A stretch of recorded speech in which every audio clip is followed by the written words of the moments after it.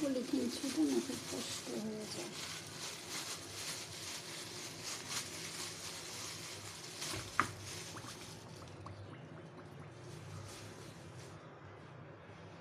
এগুলো ভিজিয়ে রাখলাম, একটু ভিজতে থাকুক, তাহলে এগুলো একটু ভেজে ভুনা করে ফেলবো।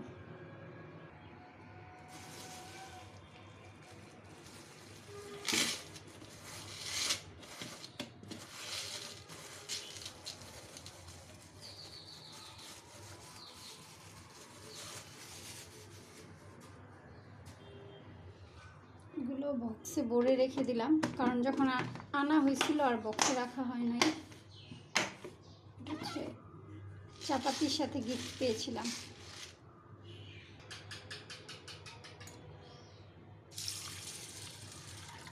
ভাত হতে হতে এখানে ডাল ধুয়ে ফেলি, তাহলে গরম পানি দিয়ে আবার ডালটাও বসাই দিতে পারবো। এগুলো হচ্ছে সহজ রান্না, যেগুলো খুব দ্রুত করা যায়, কাটাকাটি করা লাগবে না বেশি, তাহলে খুব দ্রুত এগুলো রান্না আমি সেরে ফেলতে পারবো।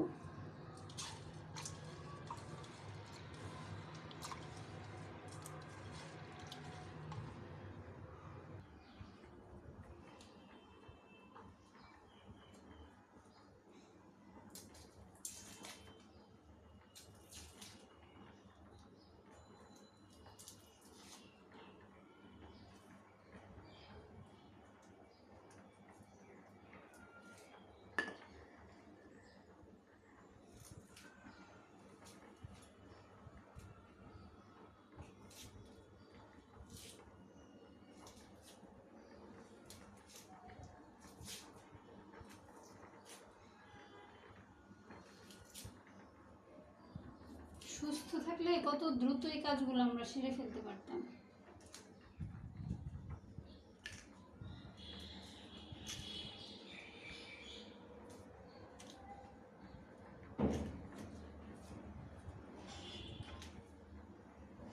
এগুলো এখন ধুয়ে নিই।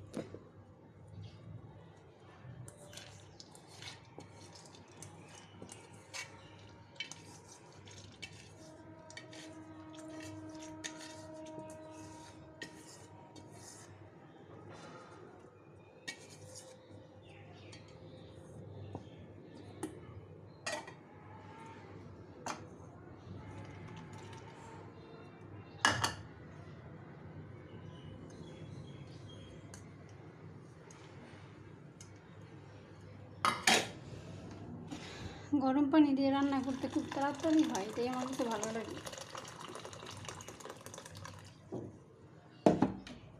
আর এই লোহার কড়াইটা গরম হলে সব কিছু খুব তাড়াতাড়ি হয়, এটা লোহার তো। এটাতে আমার দাদি সবসময় তেলের সব কিছু করতো, তেলের পিঠা, ফুলের পিঠা ভাজার জন্য এটা নিত। আমাদের বাসায় আবার একটু লবণ বেশি না হলে কেউ খেতে চায় না, ওরা লবণ বেশি খায়। আপাতত এগুলো ফুটুক, তারপরে হলুদের গুঁড়া যা যা লাগিয়ে দিয়ে দিব। গরম পানিটা করে ভালোই হয়েছে। মাছগুলো ধুয়ে ভালো মতো কাইটা নিলাম। কিছুক্ষণ আগে ভাতের মার গালাতে যায় আমার এই হাতটা এভাবে একটু বাঁকা করতে হয়েছে। দেন যখন দেখি যে পারতেছি না, তখন এই হাত দিয়ে এভাবে দিছি। তো মানুষ চেষ্টা করলে সবই পারে। প্রথমে বুঝতে পারি নাই, তারপরে বুঝতে পারছি। এক হাতে মাছগুলো কেচে নিলাম এভাবে।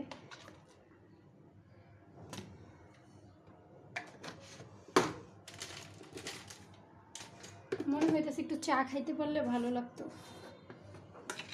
একবার যদিও খাইছি, নাস্তা করলাম, চা দিয়ে রুটি খেলাম, তারপরে মনে হইতেছে আর একটু খাইলে ভালো লাগতো। মাথা যেন কেমন লাগে। ব্যথার ওষুধ আর অ্যান্টিবায়োটিক দিছে শুকানোর জন্য, হয়তো বা এগুলো খাওয়ার পরে একটু খারাপ লাগতেছে। চা খাইতে খুব ইচ্ছে করতেছে, চার ক্রেভিংস।